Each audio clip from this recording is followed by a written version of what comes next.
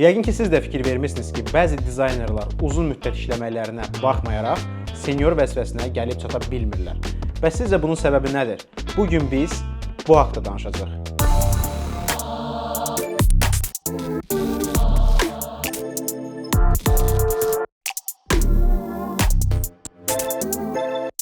Əslində, məsələ o qədər də çətin deyil. Sadəcə olaraq After Effects-də olan effektlərdən düzgün istifadə etmək lazımdır. Birinci danışacağımız effekt Deep Glow effektidir. Bu, After Effects üçün olan bir plugindir, hansı ki After Effects-də olan Glow effektindən qat-qat daha güclüdür. Eyni zamanda biz bu effektdən istifadə edən zaman vaxtımıza da qənaət etmiş oluruq. Gəlin baxaq, bu effektdən necə düzgün istifadə etmək lazımdır. OK, After Effects-ə keçid edirik və burada belə bir custom 3D animasiya vardır. Hansı ki biz bura indi glow əlavə eləyəcəyik. Artıq mən əlavə eləmişəm və sadəcə olaraq istəyirəm sizə fərqi göstərim. Adi vəziyyətdə olan bir animasiya artıq tamam başqa cür görsənir. Hələ ki mən Deep Glow-nun belə deyək settingslərindən yalnız radiusa dəymişəm. Normalda bizdə radius standart 500 olur, amma bu mənim üçün həddindən artıq çox işıqlı olduğu üçün bunu biraz aşağı salacağam. Və bu cür artıq animasiyalarda istifadə eləmək olar. İkinci baxacağımız nüans tekst üzərində olan glow effektidir. Fikir versəniz, mən əgər tekstin üzərinə glow atsam, bizim tekstimizin artıq rəngi dəyişmiş olacaqdır. Bizdə diqqətlə fikir versəz əgər, öz tekstimiz qradiyentdir. Lakin biz Deep Glow verəndən sonra artıq rənglər ağa doğru getməyə başlayır. Fikir versəz açıq hissələrdə məndə artıq burada ağ rəng peyda olur. Bu ona görə baş verir ki, Deep Glow hal-hazırda olduğu layer'a təsir eləyir. Bəs bunu necə aradan qaldırmaq olar? Sadəcə olaraq bu Deep Glow effektini mən buradan silirəm və bu layer'ı dublikat eləyib aşağıdakı layer'a Deep Glow effektini atıram. Fikir versəniz artıq məndə rənglər korlanmadı. Düzdür, kənarda ağ rəngdə belə bir stroka bənzər bir xətt əmələ gəlir, amma eyni zamanda bu da bizim işimizə gözəllik qatır. Daha sonra siz biraz kreativlik edib daha gözəl nəticələr əldə edə bilərsiniz. Məsələn, arxada olan layer'ı biraz kiçildirəm. Təqribi 3 dərəcə kiçildək ya da 2 dərəcə olsun, 98. Daha sonra həmin layer'ı dublikat eləyirəm və o layer'ı da kiçildirəm, 96. Və daha sonra onu da dublikat eləyib, onu da kiçildirəm. Və fikir versəz, indi glow effekti həddindən artıq çoxdur, amma mən o eyni zamanda opacity'ləri də azaltsam, məsələn, qoysam bu cür 80, daha sonra 60 və daha sonra 40. Artıq fikir versəniz, bu nəticədən belə bir nəticəyə gəlmək olur ki, tekstimiz də artıq bizim bir növ 3D-yə bənzəməyə başlayır və eyni zamanda glow effekti də artıq sayrışan işıqlar kimi görsənir. Üçüncü baxacağımız hissədə mən öz kursumun yeni logosunu import eləmişəm və baxaq. Adi bir logonun üstündə Deep Glow necə görsənir? Amma burada bir nüans var ki, onu da qeyd eləyəcəm. Hal-hazırda bizim logonun üzərinə mən Deep Glow effekt atan zaman belə xəttlər əmələ gəlir. Tez-tez bu yeni başlayan dizaynerların da başına gəlir bu problem. Bu problemi necə aradan qaldırmaq olar? Bir ilk növbədə biz baxmalıyıq ki, problemin səbəbi nədir? Məsələ odur ki, mənim kompozisiyam hal-hazırda 1920-nin 1080 ölçüsündədir. Lakin mənim bura import elədiyim logonun ölçüsü isə 1080-ın 1080 ölçüsü olduğu üçün glow effekti həmin 1080 pikseldən kənara çıxa bilmir. Lakin bizdə kompozisiyada burada boşluqlar var ki, glow effekti oranda doldurmalıdır. Buna görə mən sadəcə olaraq Deep Glow effektini silirəm. Bu layer'ı pre-comp edib, move edirəm. Bütün atributlar da içəri daxil olsun və daha sonra Deep Glow effektini atıram artıq kompozisiyanın üstünə. Fikir versəz artıq heç bir yerdə glow effektində kəsintilər əmələ gəlməyəcək. Bu həm Deep Glow effektinə aiddir, həm də digər bütün effektlərə aiddir ki, bəzən biz effekti tətbiq edən zaman müəyyən çərçivə əmələ gəlir, yəni kəsinti əmələ gəlir. Çıxış yollarından biri odur ki, sadəcə olaraq pre-comp edib effekti pre-compun üzərinə tətbiq eləyək. Bayaq qeyd elədiyim kimi, Deep Glow effekti After Effects-in daxilində olan bir effekt deyil. Bu bir plugindir. Biz bunu xaricdən yükləyirik. Əgər siz də bu plugini pulsuz əldə etmək istəyirsinizsə, bizim Telegram kanalımıza keçib tamamilə ödənişsiz oradan götürə bilərsiniz. Link isə videonun aşağısında olacaq. Eyni zamanda Instagramda, bioqrafiyada da bizim link yerləşdirilmişdir.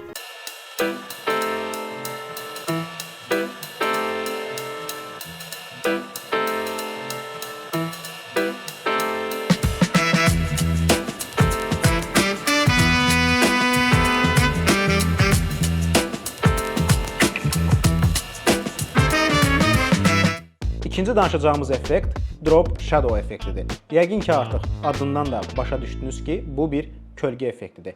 Ən çox biz bunu o zaman istifadə edirik ki, iki eyni rəngdə olan layer'ları bir-birindən ayırır, yəni kontrast verir. Gəlin baxaq, görək bu effektdən necə düzgün istifadə etmək lazımdır. Okey, gəlin baxaq Drop Shadow effekti nə edir? Bayaq ki, logo var bizdə və bir tünd rəngdə solid background vardır. Sizcə burada Drop Shadow effektini istifadə etmək düzgün olarmı? Bəri başdan deyim ki, xeyr. Çünki fikir versəniz, rənglər bir-birindən çox fərqlənir, yəni kontrast rənglərdir. Bizim backgroundumuz çox tündür, bizim logomuz isə saturasiyası çox olan bir rəngdən ibarətdir, belə deyim.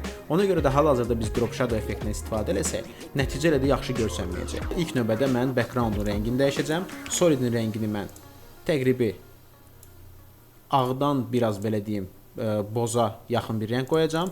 Logomun rəngini isə tamamilə ağ rəng edəcəm. Və fikir versəniz artıq bizdə background və logonun rəngləri bir-birinə çox yaxın alındı və buna görə də bizim logomuz demək olar ki, backgrounddan seçilmir. Baxın, indi bizə artıq Drop Shadow effekti lazım olacaq ki, müəyyən bir kontrast yaransın və bizim logomuz backgrounddan ayrılsın. Mən dərhal Drop Shadow effektini atıram logomun üzərinə və qeyd edeyim ki, Drop Shadow effekti After Effects-də vardır, yəni bu plugin deyil. Və fikir versəz, belə bir nazik kölgə əmələ gəldi bizim logonun ətrafında. Və baxaq görək bu effektin hansı funksiyaları var. İlk növbədə mən başlamaq istəyərdim istiqamətdən. Fikir versəniz, bizim logomuzun kölgəsi sağa düşür. Yəni belə deyək, işıq sanki sol yuxarıdadır. Mən bu istiqaməti təbii ki, dəyişə bilərəm. Məsələn üçün qoya bilərəm sol tərəfə düşsün və yaxud da tamamilə sola düşsün. İstədiyim kimi dəyişə bilərəm. Bizim logomuzun belə deyim, görünüşündən daha yaxşı olar ki, əksinə biz bunu sağ tərəfə yerləşdirək və biraz da sağ aşağı hətta deyərdim. Daha sonra növbəti funksiya bizdə olacaq opacity funksiyası. Opacity kölgəmin belə deyək, nə qədər görsənməyi üçün lazımdır. Hal-hazırda 50%-dədir. Lakin mən bunu 100-ə qoysam, tamamilə qara bir kölgə əmələ gələcək. Daha sonra bizdə var distance, yəni distansa kölgəmizin logomuzdan olan məsafəsidir. Nə qədər uzun qoysam, çox qoysam daha doğrusu, mənim kölgəm bir o qədər logodan ayrılacaq. Təbii ki, bu qədər uzağa aparmağa ehtiyac yoxdur. Sadəcə olaraq biraz aparsaq kifayət edir. Və daha sonra isə ən vacib parametrlərdən biri softness. Softness yumşaqlıq deməkdir və bizim kölgəmiz hal-hazırda fikir versəz, çox sərt şəkildə gedir. Softness-i artırsaq, artıq bizim kölgəmiz yumşalacaq və realistik kölgəyə oxşamağa başlayacaq. Lakin hal-hazırda mən bu nəticəni bəyənmirəm, çünki burada opacity çoxdur. Opacity-ni biraz azaltmalıyam və eyni zamanda biraz da distansiyanı azaltsam, artıq qəşəng görsənməyə başlayacaq. Və fikir versiniz, artıq məndə həm background, həm logo demək olar ki, eyni rənglərdən ibarətdir. Lakin kölgə verdiyim üçün mənim logom backgrounddan artıq ayrıldı. Hətta eksperiment xətrinə mən backgroundu tamamilə ağ rəng qoyacağam. Fikir versəniz, yenə də Drop Shadow effekti kontrast yaratdığı üçün bizim logomuz backgrounddan seçilir. Əgər mən Drop Shadow effektini söndürsəm, artıq heç nə görməyəcəm. Çünki həm logo, həm background eyni rəngdədir. Bundan başqa siz təbii ki, bir neçə effekti də bir yerdə istifadə edə bilərsiniz. Məsələn, hər hansısa bir cismə Deep Glow effekti verib, digər cismə Drop Shadow effekti verə bilərsiniz ki, sanki bunun işığı digərinə kölgə salır. Daha da maraqlı nəticələr əldə edə bilərsiniz. Üçüncü danışacağımız effekt Turbulent Displace effektidir. Çox az hallarda görürəm ki, hər hansısa bir dizayner bu effektdən istifadə eləsin. Lakin bu effektdən düzgün istifadə edən zaman cürbəcür gözəl işlər yaratmaq olur. Gəlin baxaq. Bu effektlə nə düzəltmək olar? Turbulent Displace effekti. Bu effekti istifadə etmək üçün yenə də mən öz logomdan istifadə edəcəm və baxaq görək bu effekt nə edir. İlk növbədə Turbulent Displace effektlər bölməsinə yazıb logomun üzərinə tətbiq edirəm. Və fikir versəz, sanki biraz turbulentlik yaratdı. Yəni mənim logomu müəyyən hissələrdə əyir. Bu animasiyası olmayan bir effektdir, yəni hazır animasiyası olmayan bir effektdir. Ona görə də bizdə hal-hazırda bu şəkildə görsənir. Yəni mən play bassam, heç bir şey baş verməyəcək. Gəlin indi baxaq, görək bu effekti biz necə və harada istifadə edə bilərik. İlk növbədə logomun üzərindən bu effekti silirəm. Daha sonra logomu dublikat edib üzərinə fill effekti atıram. Arxada olan layer'ı ağ rəng edirəm. Eyni logoda məndə 2 dənə var, sadəcə biri ağ, biri yaşıl rəngdədir. Daha sonra aşağıda olan layer'ı scale edirəm. 101. Fikir versəz belə bir stroke əmələ gəldi. Təbii ki, bunu eləməyin yolu çoxdur. Biz Autotrace ilə edib üstlərindən stroke effekti ata bilərik. Yəni hədsiz çox yolu var. Ən qısa yollardan biri budur. Mən bundan istifadə elədim. Daha sonra isə biz Turbulent Displace effektini bu dəfə arxadakı olan layer'a tətbiq eləyəcəyik. Fikir versəz loqomun özü olduğu kimi qalır, amma arxadakı layer artıq vurulmağa başlayır. Və burada nə edirəm? Sadəcə olaraq size-ı kiçiltməyə başlayıram. Və fikir verdinizsə artıq məndə loqonun arxasından müəyyən bir deformasiyalar görsənməyə başlayır. Və amount-u isə istədiyim qədər dəyişə bilərəm. Hətta burada size-ı çox az qoyub amount-u artırmaq da olar. Belə bir nəticə əldə etmək üçün. Və bizdə burada animasiya yaratmağımız üçün lazım olan funksiya evolution funksiyasıdır. Evolutiona mən keyframe qoymayacağam, çünki bu cycle belə deyim parametr olduğu üçün mən burada rahat bir şəkildə time expression'dan istifadə edə bilərəm. Time vurulsun, qoyaq hardasa 60 dərəcə, saniyəyə 60 dərəcə deməkdir bu. Kifayət edir ki, artıq biz belə bir nəticə görək. Düzdür, saniyəyə 60 çox az oldu, ona görə artırıram bunu. Və artıq belə bir nəticə görsənir. Bu da mənim ürəyimcə deyil. Səbəbi isə odur ki, kənarlarını mən sadəcə olaraq biraz FPS-i az eləmək istəyirəm. Yəni qırıla-qırıla getməyini eləmək istəyirəm. Bu zaman mənə artıq posterized time expression lazım olacaq. Sadəcə olaraq bura əlavə edirəm posterized time və 6 kadr qoyuram və qeyd edeyim ki, bu expression ilk növbədə tətbiq olunmalıdır. Daha sonra isə time expressionımız bizim tətbiq oluna bilər. Sadəcə olaraq posterize time-ı yuxarıda saxlayıram, time aşağıda və alınır belə bir maraqlı nəticə. Yəqin ki, çox yerlərdə görmüsünüz. Collage animasiyalarında, sticker animasiyalarında hər hansı bir layer'ın backgrounduna belə deyək, bu tipdə animasiya verirlər. Rahat bir şəkildə siz turbulentdən istifadə edib eyni şeyi edə bilərsiniz. Dördüncü danışacağımız məqam effektlər olmayacaq. Bu keyframe'lər haqqında olan bir mövzu olacaq ki, senior dizaynerları juniorlardan fərqləndirir.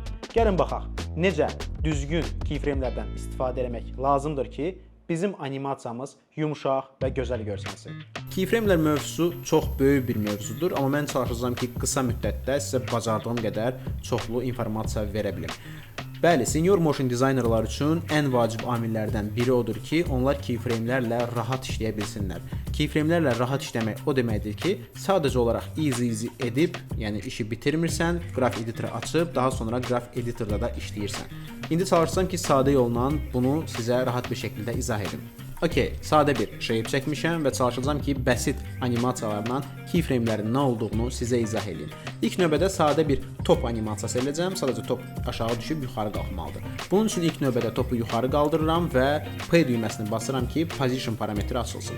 Keyframe qoyub keyframe'i əvvələ çəkirəm. 1 saniyə intervalını seçirəm və topumu shift düyməsini basıb saxlayaraq aşağı gətirirəm ki, yalnız belə deyək Y parametri dəyişsin, X oxu üzrə hərəkət olmasın. Daha sonra ikinci saniyəyə qayıdıb birinci keyframe'i copy paste edirəm və burada N düyməsini basıb work area-mı bağlayıram. Alınır belə bir sadə və qeyd edim ki, bərabər sürətli hərəkət. Bəli, romb şəklində olan keyframe'lər bərabər sürətli keyframe'lərdir. Və bu şəkildə görsənir. Bizim animasiya təbii ki, bu səhvdir. Çünki bizim yaşadığımız dünyada, bizim öyrəndiyimiz belə deyək fizikada top bu cür hərəkət eləməməlidir. Top yuxarıda sürəti sıfıra bərabər olmalıdır. Hardakı kinetik enerji də sıfıra bərabərdir. Aşağıda isə tam əksinə yerə dəydiyi anda sürət maksimum olmalıdır və eyni zamanda kinetik enerji də maksimum olur. Və diqqətlə biz baxsaq görərik ki, burada elə bir şey baş vermir. Sürətin sadəcə olaraq istiqaməti dəyişir. Sürət hər nöqtədə eynidir. Sadəcə olaraq düşüb qalxandan sonra sürətin istiqaməti dəyişir. Çünki sürət biz bilirik ki, vektorial kəmiyyətdir. Və bu anda mən sadəcə olaraq F9 düyməsini basıram və fikir verdinizsə keyframe'lərim mənim artıq dəyişdi. Bərabər sürətdən çıxıb bərabər təcilliyə keçdi. Təcilli hərəkət o deməkdir ki, sürət sıfırdan başlaya bilər, arta bilər, sonra azala bilər. Amma bayaqki keyframe'lərdə bu belə deyildi, sürət hər yerdə eyni idi. Gəlin mən sizə bunu göstərim. Bunun üçün mənə Graph Editor hissəsi lazım olacaq. Sadəcə olaraq Graph Editor hissəsini açıb şkalaya baxıram. Fikir versəniz, sürət hər yerdə 740 piksel böl saniyədir. Lakin mən bunu easy edəndən sonra, yəni F9 düyməsinin vasitəsilə artıq məndə təcilli hərəkət başlayır. Sürət sıfırdan artır maksimala, daha sonra düşür sıfıra. Təzədən artır maksimala, təzədən düşür sıfıra. Bəli, bu təcilli hərəkətdir və biz hərəkət zamanı baxa bilərik ki, artıq mənim topum nisbətən başqa cür hərəkət edir. Amma yenə də bizim topumuz düzgün hərəkət etmir. Yəni top prinsipi üçün belə deyək, düzgün hərəkət etmir. Bizdə yuxarıda sürət 0 olmalı idi, aşağıda maksimum. Baxıram ki, bəli, yuxarıda sürət 0-dır. Lakin top aşağı gəldikcə sürəti yavaşlayır. Sanki yuxarıdan hər hansısa bir qüvvə onu dartıb saxlayır. Bu isə belə olmamalıdır. Mən bu, belə deyək, hissədə də sürəti maksimum eləmək üçün qrafiki bu şəkildə əyirəm. Daha sonra digər hissələrində out hissəsini və bu hissənin də in hissəsini də düzəldirəm və alınır məndə artıq belə bir sadə top animasiyası. Okey, indi isə gəlin baxaq belə bir animasiyaya, harda ki cisimlər eyni vaxtda eyni yerdə olurlar. Başlanğıcda hər biri eyni start xəttindədirlər. Birinci saniyədə sonluqdadırlar və təzədən ikinci saniyədə eyni başlanğıc hissəsinə gəlirlər. Və siz düşünə bilərsiniz ki, bu cisimlər eyni hərəkət edəcəklər, amma bu belə deyildir. Hal-hazırda mən play düyməsini basacağam və fikir verəcəksiniz ki, cisimlər necə müxtəlif, necə xaotik hərəkət edirlər. Okey, bunun səbəbi nədir? Bunun səbəbi ondan ibarətdir ki, keyframe'lər özündə iki, belə deyək, parametri yadda saxlaya bilirlər. Bunlardan biri timingdir, yəni hansı zamanda, digəri isə astıda biz hansı parametrə vermişik keyframe-i. Hal-hazırda pozisiya olduğuna görə bu pixeldir. Yəni həm müddət, həm də pixel. Bu o deməkdir ki, keyframe başa düşür ki, o hansı anda, hansı nöqtədə olmalıdır. Ona görə də keyframe'lərin hər biri eyni olduğu üçün bizim cisimimiz eyni keyframe'lər olan yerlərdə pozisiya olaraq da eyni yerdə olacaqlar. Lakin keyframe'lərdə artıq Graph Editor'da mən dəyişikliklər etdiyim üçün burada hərəkətin, belə deyək, gedişatı dəyişir. Alınır belə bir animasiya.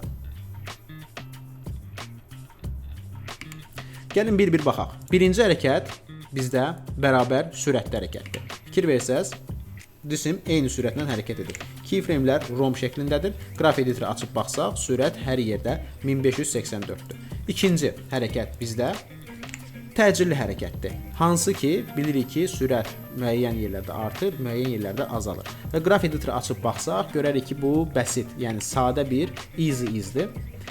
Və əfsuslar olsun ki, bir çox dizayner öz animasiyalarını edən zaman bərabər sürətlidən təcilli hərəkətə çevirir, yəni sadəcə olaraq easy edir və ondan sonra Graph Editor-da heç bir dəyişiklik edə bilmir.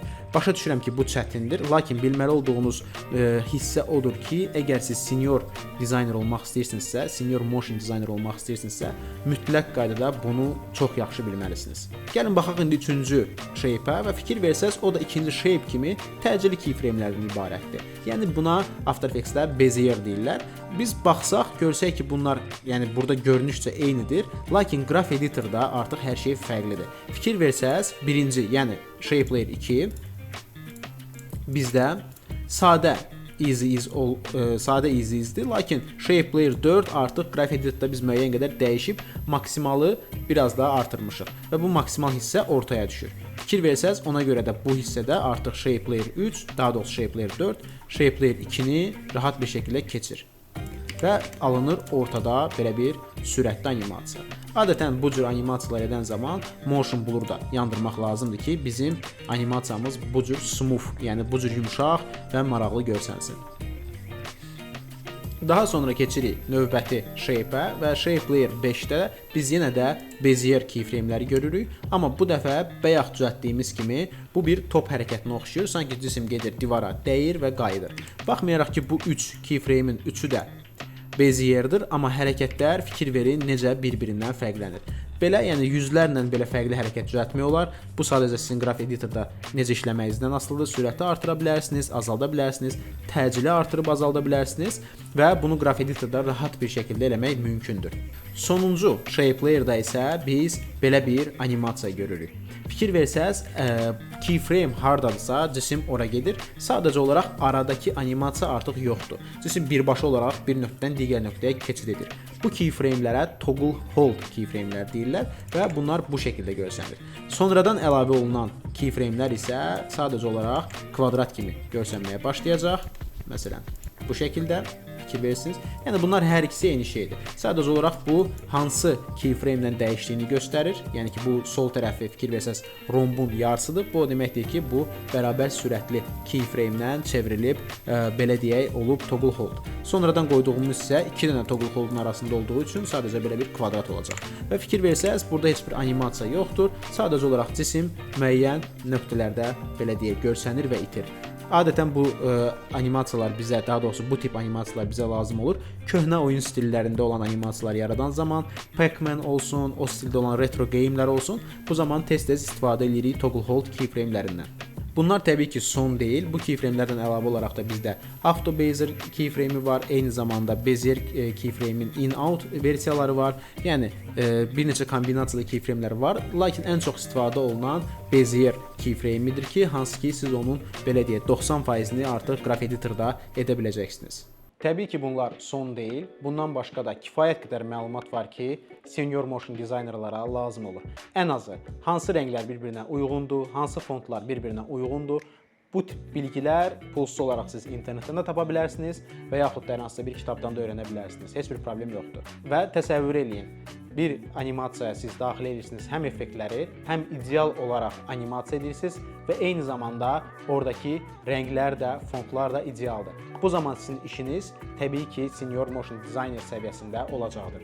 Rəng və fontlar barəsində də bir video çəkməyimi istəyirsinizsə, sadəcə şərh bölməsinə qeyd edə bilərsiniz. Bu haqda da öz məlumatlarımı sizinlə bölüşə bilərəm. İzlədiyiniz üçün çox sağ olun. Hər kəsə uğurlar arzu edirəm. Əgər hər hansısa bir fikriniz varsa, şərhdə qeyd eləməyi unutmayın. Kanala abunə olub videoya da nətər Rəhman? Videoya da like qoyun.